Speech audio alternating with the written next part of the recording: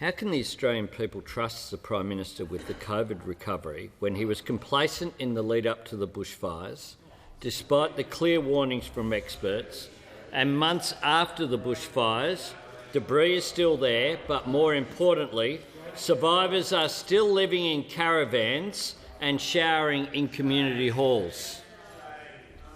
The Prime Minister has the call. Thank you, Mr Speaker. I thank the member for his question. This government, Mr Speaker, this government put in place the National Bushfire Recovery Fund in January of this year, Mr Speaker. $2 billion was set aside to support the work of the National Bushfire Recovery Agency, Mr Speaker. That fund was intended to acquit some $500 million by the 30th of June of this year. We estimate that that figure will exceed over $1 billion by the 30th of June this year. Small business support grants of some $10,000 have now been provided to over 170,000 small businesses affected right across the bushfire-affected areas. In total, small business support has been over $200 million to support those small businesses so devastated.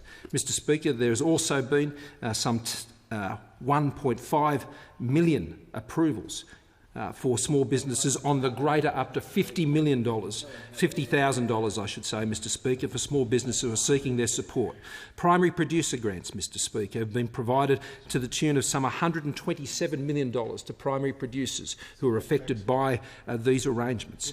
The work is being done to clean debris, and that estimated cost is to be over $500 million, Mr Speaker.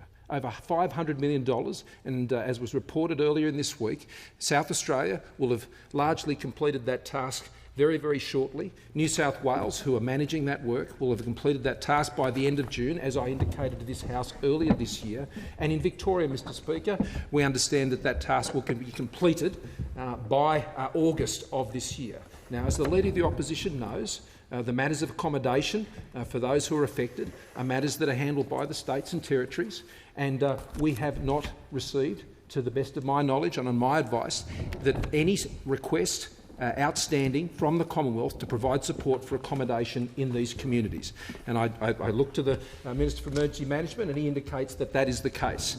Mr Speaker, we will deal with crises every time they impact on this country, and we'll do it methodically and steadily, and Australians are seeing that in action. If the Leader of the Opposition wants to politicise these things, that is a matter for him.